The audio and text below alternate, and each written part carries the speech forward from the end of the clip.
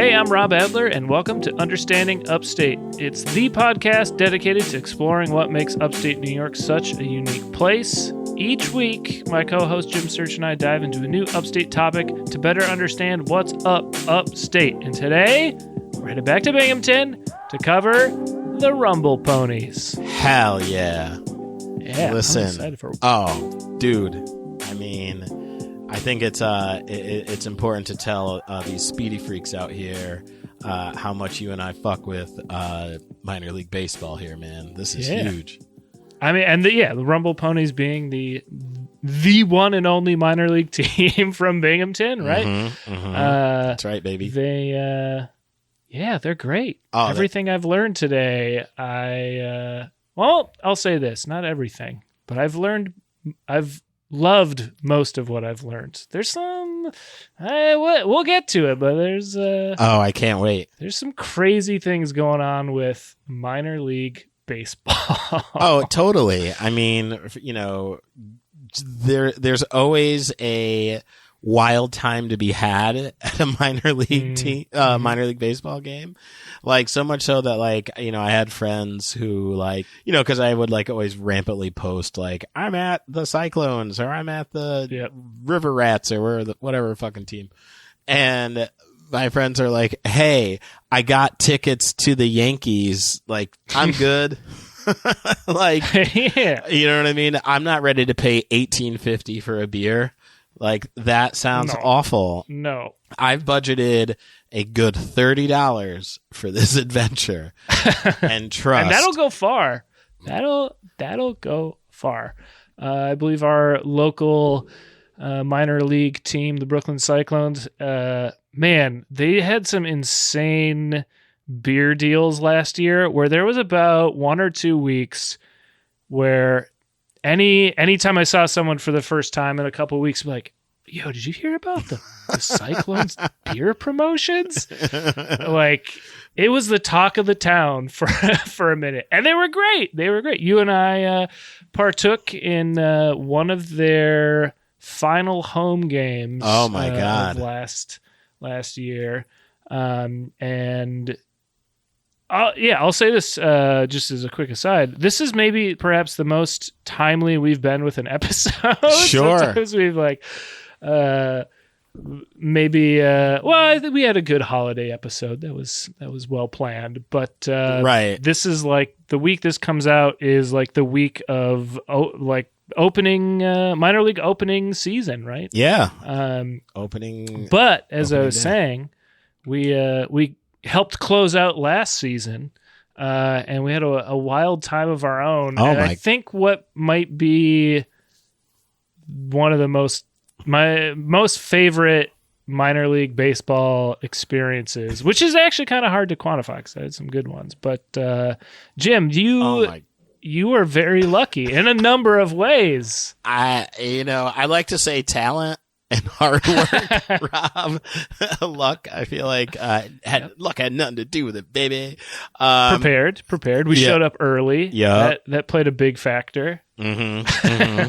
And as you and I sat, now we should maybe kind of paint the picture a little bit here. Sure. You know, the stands were not filled. Okay. No. This was a sparsely attended event, so there were not a lot of people around us. But we got there early. I think we probably showed up at about were we an hour early or half hour early? I feel like we might have been an hour. Yeah, probably about an hour, right? I think we showed up at 6:00 for a 7:00 game. I think on a weekday, so like Coney Island wasn't even, weekend, summer. Sure. It wasn't even summer. I think this was was this September? I don't know. End of the season, weekday. Coney Island's not buzzing with families and kids and people just having fun. It's just a regular day on the boardwalk. Right. Yeah, this is business as usual. So so there we are chilling, enjoying a beer there, and one of the cheerleaders comes over and says, "Hey, would either of you like to participate in the mid-inning game in the second inning?" And I was like, hell yeah. And I was like, hell yeah, Jim would love to do that.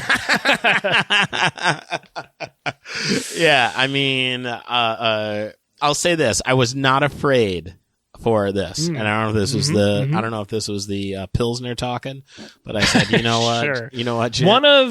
One of two tall boys that I think one of them was free. Like, again, for the deal was like, this is like 2 for 1, I think, right? But no, not even that, Jim. It was like 2 beers were free. It was like, I think it was they're like Thursday night promotion. If you went to a home game on a Thursday night, the ticket was like $16 and you got 2 domestic tall boys for free. You're right. It was insane.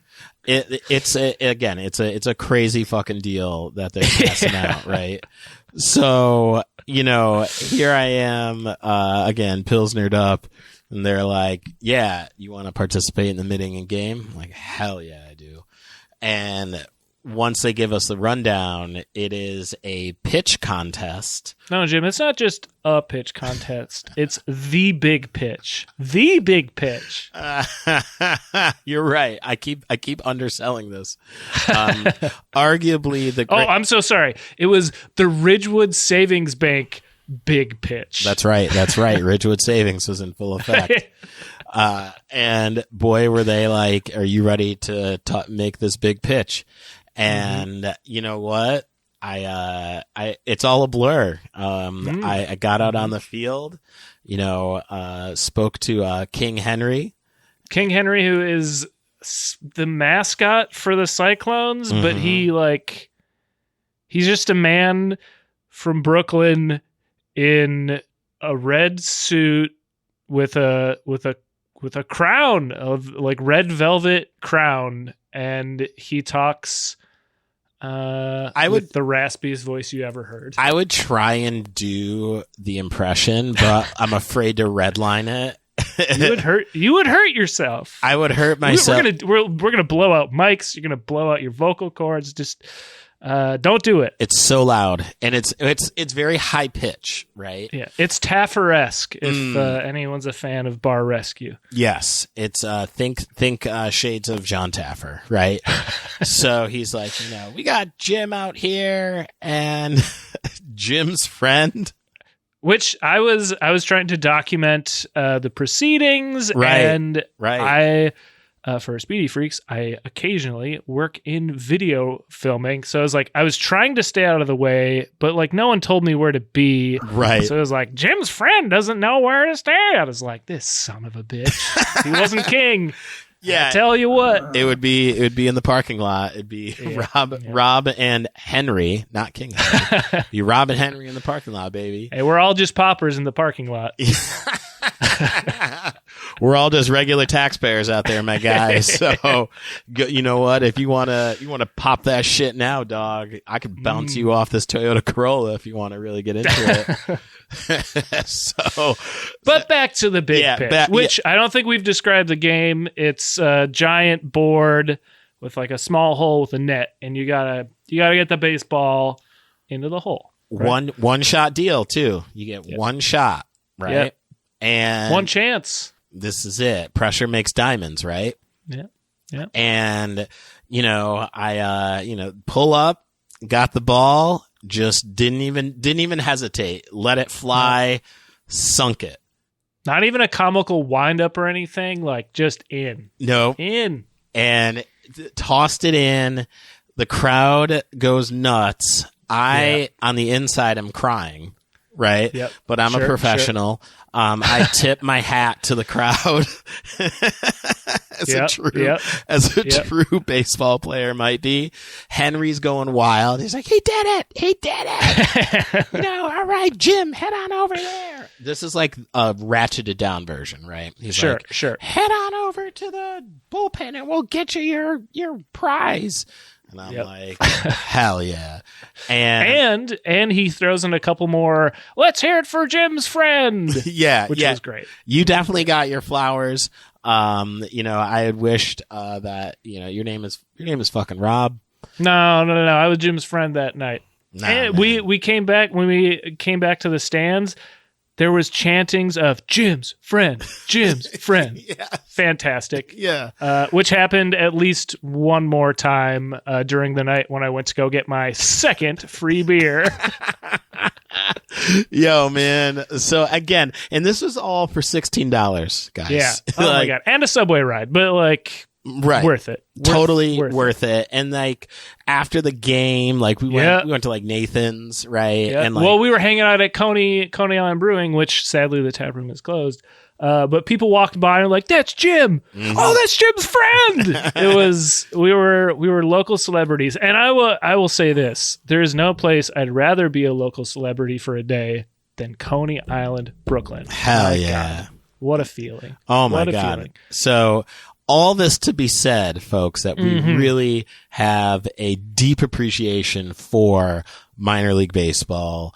And when you take that and layer it with the Rumble Ponies located in one of my favorite cities, Binghamton, New York, doesn't get better. Does not get better. Well, Speedy Freaks, we got quite the episode topic for you then. Should we get into the old Binghamton Rumble Ponies? Hell yeah. Let's go.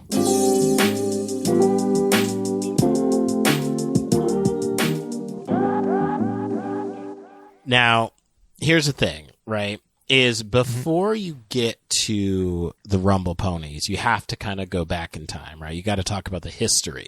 Because there was a team before the Rumble Ponies. There was a team name before the Rumble Ponies, right? Now, so we'll get into the history. Now, in 1976, the franchise played as the Williamsport Bills in Williamsport, Pennsylvania. And then they played in Jersey City, New Jersey in 1977 and 78. Then Buffalo, New York, from 79 through 84. They then went back to Williamsport in 87. Now, the team at the time was an affiliate of the Cleveland Indians in 87 and 88, and then for the Seattle Mariners during the 89 and 90 seasons. Okay, everyone, I hope you're taking notes. There'll be a quiz at the end. Yeah, I was going to say, y'all better fucking file this away forever. This is salient information, because what we're about to get to is when shit turns around and Binghamton becomes a different place. Now, the Bills franchise was actually two separate franchises. And the 88 season, the original owners moved the Bills to Hagerstown, Maryland, while the Eastern League franchise was based in Pittsfield, Massachusetts, moved back to Williamsport before the 89 season. Okay? Got it. Now, that sets the stage, okay? Because in 1991, the team was purchased by the New York Mets and then moved to Binghamton, New York in 1992, taking the name of the Binghamton Mets. Now, this is pre-Rumble Ponies history, okay? Yep. When the Binghamton Mets came to town in 92, okay, Binghamton went fucking nuts because there was never a minor league team there. Yep. And to have a team affiliated with the Mets, as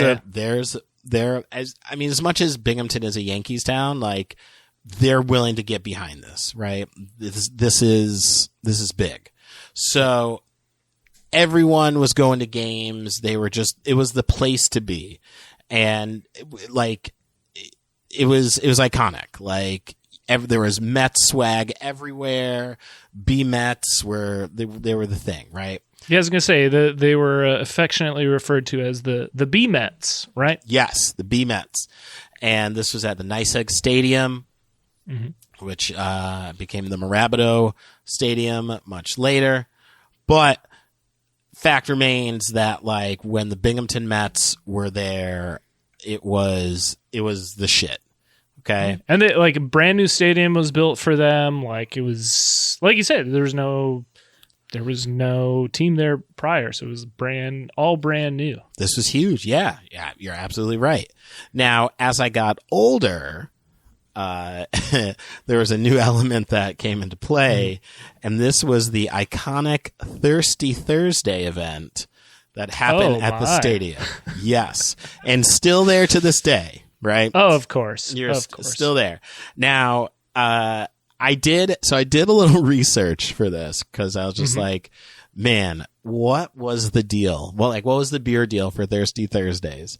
And I got a friend in my phone. His name is West End, right? Mm-hmm. So I text West End, and he doesn't respond to anything. Like, I'll text him. Like, he's a like, he like had a flip phone. I'm not shitting you. He had a flip phone until probably like 3 years ago. Like, what a legend. Yeah. Oh, he's the best. West End is one of the best that ever did it. Right. That's my guy. So he would go to these B-Mets games all the time. Right. And like I said, I text him all the time. He barely responds because he's just like, I don't know what the fuck to do with this. Right. Yeah. Rob, I texted him and said, hey, what was the deal for Thirsty Thursdays? What was the beer deal? And I shit you not, he responded in less than 3 minutes. He was right. I can just see he fumbled the phone, just like, oh shit, the world needs to know, right? He's been waiting for this text for his whole life. Absolutely. Absolutely. This was the moment. So, I text him. I'm like, yo, man, what was the deal? What was the beer deal? And he was like, 2-for-1 beers until the 7th inning. Like, rattled, like, didn't miss a beat. And and I told him why. I'm like, yeah, because I'm doing research for a podcast, and we're telling the streets about the Binghamton Mets and Thirsty Thursdays. And he's like, finally. Finally, someone's telling my story. Yep. The story is being told, and quite frankly, that was what we needed to hear. Now, what better way to enjoy a game and get drunk for and at this time, dude, like, if you had like $25, man, you were in it. You were in the game, right? So again, that's important pre-Rumble Pony history. Right. Mm-hmm. Okay. Now, in 2016, the franchise announced a plan to stay in Binghamton for the foreseeable future. That's good. Can I jump in with? Absolutely. Anytime. I've got a little background information on kind of this transition period from the B-Mets to the Rumble Ponies, right? And I believe it was around 2015. The owners at that time were looking to sell. Basically, attendance had gone down a little bit over the years, and I think the team maybe finished last at one point in their league. So owners are just looking to sell, right? And I think the first potential buyer was going to try and buy up the team and then move it to Wilmington. This is the plot of Major League. Oh, just get ready. I've got so many sidebars and crazy. It gets more intense. But we're setting the stage here. Okay. Basically, this it's a company. It's called Main Street Baseball, and they owned at the time the Billings Mustangs, the Lowell Spinners, the Quad Cities River Bandits, the High Desert Mavericks, and the Wilmington Blue Rocks. As we mentioned before, again, they were gonna, I think, get rid of the Blue Rocks and move the B-Mets there, which why I don't even know what sense that makes if you already have a team, but that was their idea. Basically, the Eastern League wasn't going to approve that deal, allegedly, and they ended up selling the team to a one John Hughes, and not that John Hughes. Oh, it's wait, what? The famous director, right? John Hughes. The John Hughes that ended up buying it. This is from a news article at the end of 2015. The man buying the Binghamton's Mets is a Georgia-based defense contractor who helps the Pentagon sell military equipment to foreign forces. So think less 16 candles and more 16 warheads. Hey. And he was pretty cagey when like reporters were asking him, "Hey, like, what's your business? Like, what do you do?" Murder. And people kind of, people kind of had to dig and figure out what he did, and people were surprised, to say the least. And he like allegedly had family in Westchester, which is not upstate by our definition, but also Buffalo, and like intended to buy a house in the Finger Lakes.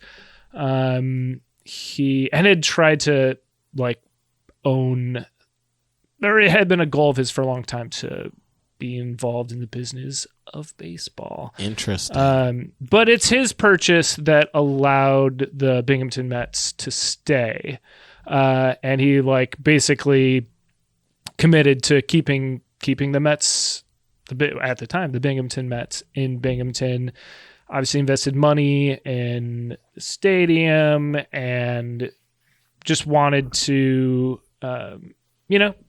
have this, at the time, this New York Mets affiliate and keep them in the Southern tier. Right. And he did that. He also sold military equipment to other governments, but that's a different podcast. It's different world. Indeed. And this is what led to the famous name change, which I believe you have some background on. I do. And when the team name went to be changed, right? Mm-hmm. I can tell you, as a Binghamtonian, and as many Binghamtonians also would echo, is why the fuck do you want to do that? Why are we changing the name? The Mets were great. It's great.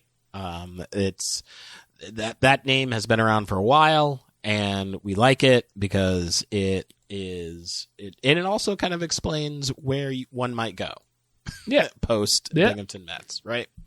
So, already not happy. So, the team held a Name a Team contest on its website from May 17th to June 1st of 2016.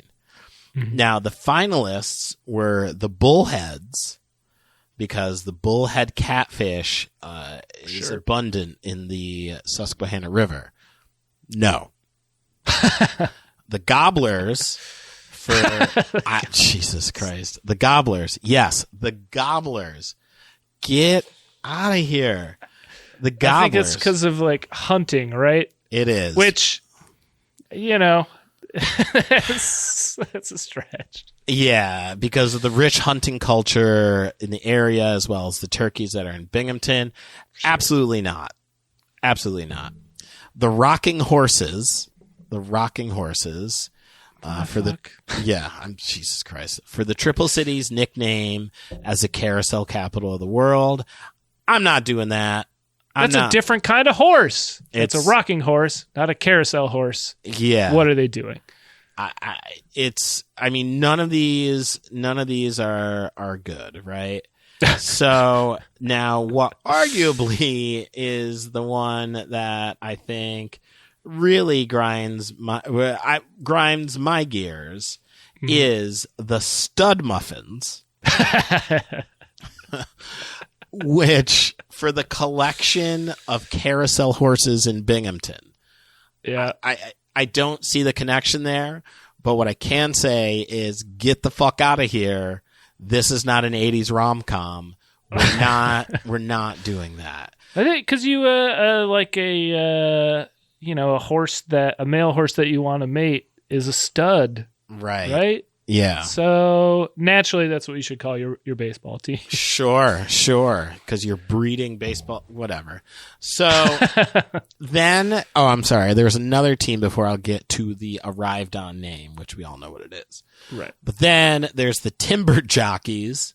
That's my favorite. The Timber No, that one's solid. Go that way. That one's solid. Go that way. That's as solid as a piece of pine, baby. Nah. Famously a softwood. Well, not on My Gat Street or Murray Street or any of the other streets in my befabled town, right? Sure. So this Binghamtonian says no. But look, we finally get to the Rumble Ponies, which I'm still working on it. In my opinion, out of all of these, this is the one I can rock with. Yeah. Let's go. Right. I'll say this. This whole rebranding was done by this company where their business is essentially rebranding minor league baseball teams. And they've done over 50 teams. It's called Brandiose, as in grandiose. Sure. Sure. And they basically they follow this model where I think they, based off what I read a while ago, because I'm a weirdo and I read about minor league branding teams or minor league branding companies. Nah, you got it. I think they always do they do a poll like that. They come up with what they think are local names, right? Sure. But they're always a little cartoony and quirky, which sometimes the names they come up with kind of, they grind my gears a little bit. I'm just like, I don't know. The old name was kind of cool. Yeah. Why did we change it? Like update the logo, but you don't have to change the name. Right. But it's a clear pattern of, not a clear pattern, a clear process they follow. And if you see one of the logos they designed, you can tell what teams they had a hand in renaming. It all has kind of a similar stylistic look. But yeah, just like a weird, interesting thing. Keep your goddamn hands off the Brooklyn Cyclones. That's all I'll have to say. That's keep away from my Cyclones. You heard it. And in case you weren't sure, rewind it and listen to it as well as it'll be me and King Henry teaming up. And we'll come for you. Yeah. Yeah, take that shit elsewhere.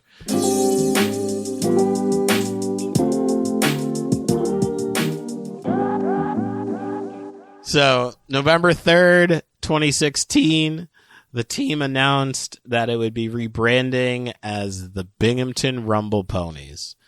And after the riots subsided. Yeah. Because there was no other event that happened in 2016 in November that had anyone in a tizzy by any stretch. So they rebranded the Binghamton Rumble Ponies and released a new logo. Yep. Okay. And we all just had to deal with it, and it is what it is. There is as part of this rebrand, there is a mascot. His name is Rowdy the Rumble Pony, and there was a new addition at some point in the last couple of years. Her name is, I believe it's Ruby. I think she's also a Rumble Pony. Oh, good. So they team up. This is good for her. This is my favorite fact about the Rumble Ponies. Rowdy is, of course, a horse. He has a mohawk, but he also has boxing gloves, which is the most Binghamton shit I've ever heard. Correct. That mascot has boxing gloves. Confirmed. As a man of the west side of Binghamton, I can absolutely say that is very Binghamton, that our mascot is arguably ready to fight. And I'll say this. So I went down a little bit of a rowdy rabbit hole, you will. Love it. And read an article about the first person to portray Rowdy, which I looked at his LinkedIn profile and his Instagram. As far as I can tell, he's still in the mascot game, but I don't know if he is currently embodying Rowdy, but he was as late as 2022. But this person, Eden Douglas from Sydney, Australia, moved to Binghamton at the end of 2015. And after going through the green card process, he was able to land a job as the inaugural Rowdy.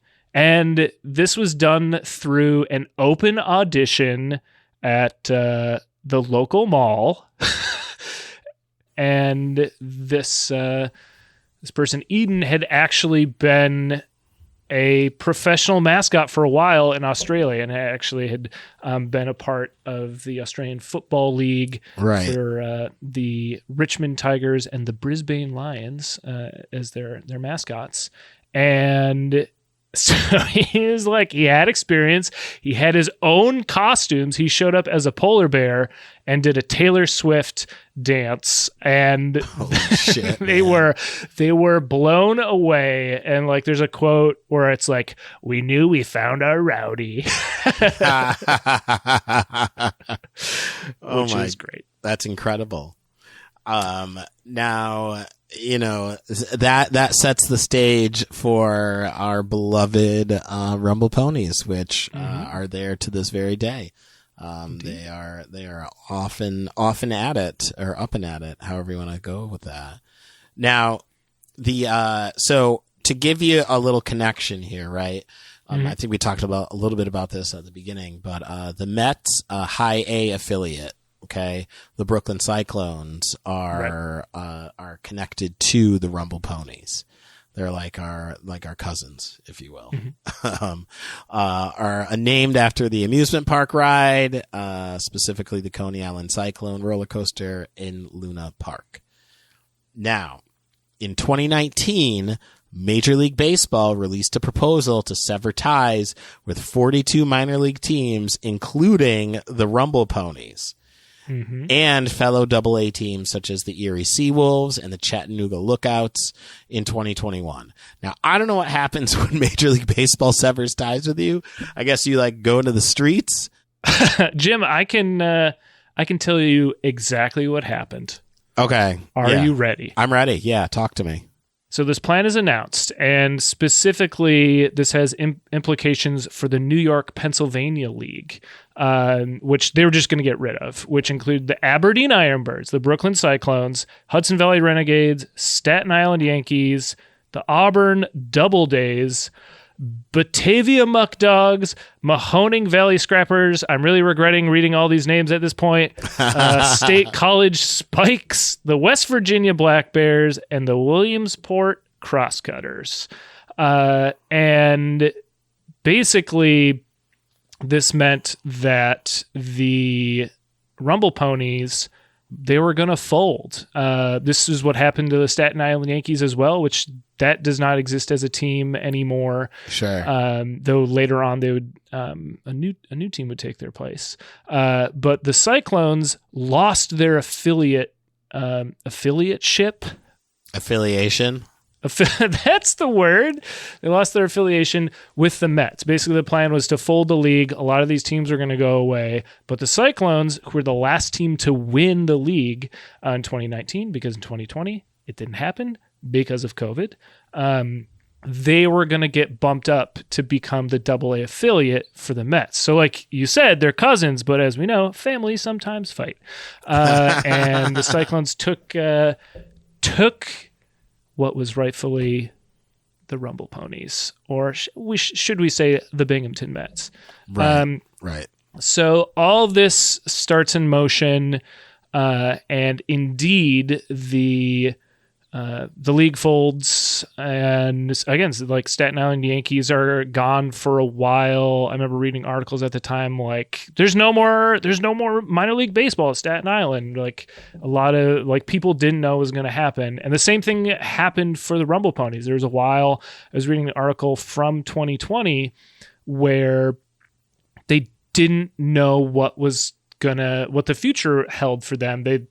And some people assumed like it was just going to be done. Like Rumble Ponies are gone. Minor league baseball is in the past for Binghamton.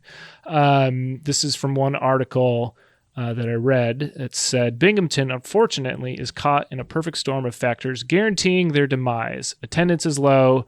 It's close enough to Brooklyn to be swapped out with no major impact on the Eastern League. And perhaps most importantly, and that's referring to their affiliation. God damn. There it is. Their affiliation with the Mets. And returning back to the quote, and perhaps most importantly, the Cyclones are owned by the Wilpon family. The Wilpon family. We're going down a real side road here, no, but bear with me. We need to know. Wilpon family owned the New York Mets. They were the owners from 1987 to 2020. However, Jim, this is where things get really weird. Wilpon was one of the investors who invested a significant amount of money with Bernie Madoff, which was famously lost in a Ponzi scheme that collapsed in 2008. As a result of the impending lawsuits, in December 2010, Wilpon was named in a lawsuit filed by Irving Picard on behalf of victims of Madoff's investment scandal, right? Let's see. In 2011, Wilpon issued a statement seeking one or more strategic partners interested in buying 20 to 25% interest in the Mets to offset his pending losses due to litigation. Basically, after that, it became clear that like some of the Mets finances and also the Cyclones like were their payroll was like part of the Ponzi scheme payments where they like deferred paying their players to like potentially go back into the Ponzi scheme. Just like, again, this great, like, who knew? I mean, it was probably the most famous Ponzi scheme ever, right? Like with a shit ton of money wrapped up in it, but like they were taking money from like the Cyclones players and deferring that payment and wild stuff like that. Even the overreaching consequences are so much that like the MLB loaned the Mets $25 million to shore up their finances in 2010. Again, just because of this fraudulent activity. I knew, it's funny. Interesting. I don't know how funny it is. I had this job years ago, and like one of my bosses like was tied up in the scheme, not like wasn't part of the scheme, but like definitely lost money. Yeah. A lot of people, just regular people. Yep. Lost money. As a part of Bernie Madoff. And now I will say my boss at the time, she wasn't like a everyday kind of person. Like she had money. She was fucking paid. Right. And so when like I overheard her like just talking about everything that like casually referenced like Bernie Madoff at this time. And I'm like, ooh. Right. Like you gotta have money to lose. Yeah, no, like, that's true. At that's that true. level, you know what I mean? And she was connected with the Mets as well, so it's like, golly, that's bad man, Bernie. You were a bad man. But like, there was a point where basically people were watching the Mets and I assume like the Cyclones super closely because like if he defaulted on a loan, like teams, like similar to what you were saying, what happens when a team doesn't have a league anymore? Like what happens when the owner of a team defaults on their loan to the MLB, right? We're out. Wow. We out, son. But so through all of that, long story short, the Rumble Ponies don't have those Ponzi pennies, right? So they lost their affiliation, and the final All-Star game for the Eastern League was supposed to be hosted in Binghamton in 2020, which even that couldn't happen, right? Because of COVID, of course. So this article kind of ended with just like, we'll always have the memories of the team and Rowdy for a lifetime, which is real nice. But alas, the team was organized into the AA Northeast. I think with some of the other teams that were potentially going to be kind of tossed aside, which this name was historically used by the regional circuit prior to 2021. So they're still, again, obviously they're still around, but I mean, God, the like rabbit holes you can go down, even like you were just quickly describing how many times the Binghamton Mets / Rumble Ponies had changed cities and hands before coming to Binghamton. Like there's so so many changes and just crazy just business decisions that go into minor league baseball. Yeah. I mean, it's not all Ridgewood Savings No. pitch games, guys. There's a whole underbelly that exists here. It's true. You know, I feel like the world, the world's a better place now that we've unfurled this. You know what I mean? Because y'all need to know about this. This is important shit, man. Well, we talked about the underbelly of minor league baseball this week. What underbellies will we be scratching next week? Jim? Well, let's just say it will be a historic scratching of the underbelly we're about to do next week. Arguably should be in the Hall of Fame this level. I like it. Well, if there were to be a Hall of Fame for comedy albums, wow. I feel like you have one that might be entered this year. Oh my gosh! Can you, the class of 2023, man? Yeah. Well, into 2024. Sure. Now, what is that album? Well, I'm here to tell you, party people, speedy freaks across the land. It is Upstate Understandings. It is available at gymsearch.bandcamp.com. And you should definitely go buy it. Because you should definitely buy it today because it is, I believe, the first Friday of the month, which means Jim's going to get... I get all the money. Almost all of it? I get all the money comes directly to the artist in question. Mm-hmm. So, yes, today's the day to run that up, man. And you should go do it. Do it now. Buy like 8 copies. Give them out. They make for great gifts. I do want to give a shout out to a patron at Stellar Human who purchased a vinyl record of mine, which got to shout her out. When I got paid for it, I was like, who the fuck just gave me money for this? And then I realized, oh yeah, the good folks at Stellar Human have the physical copies for sale.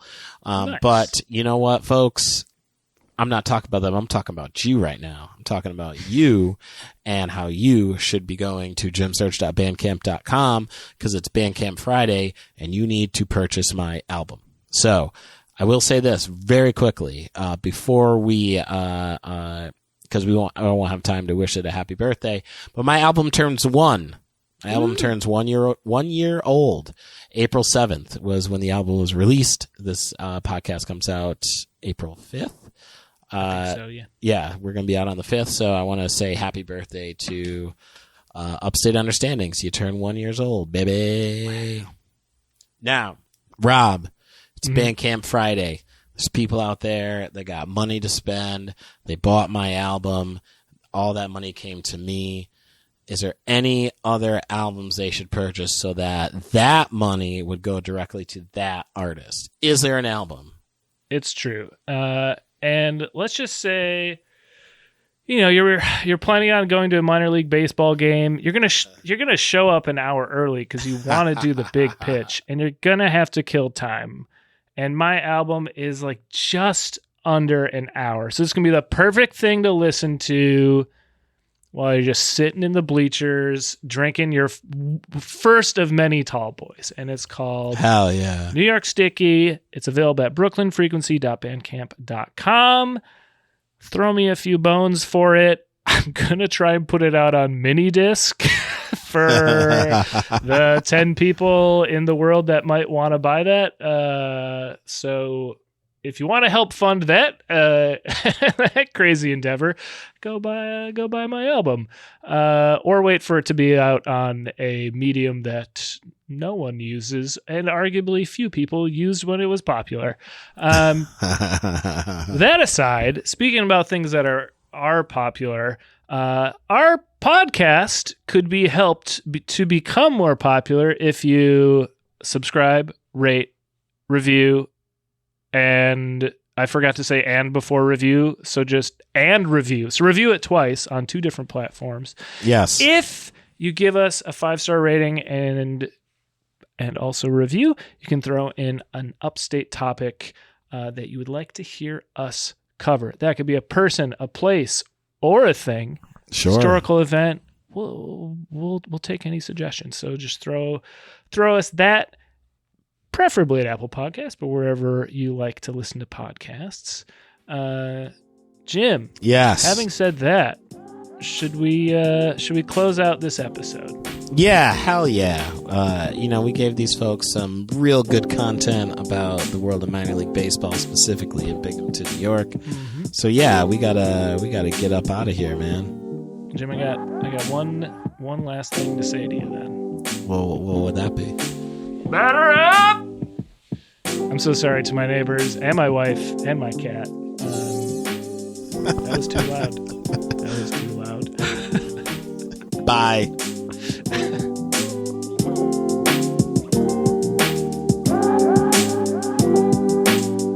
Understanding Upstate is a podcast hosted by Jim Search and Rob Adler, edited by Rob Adler, and music from Regal Monk.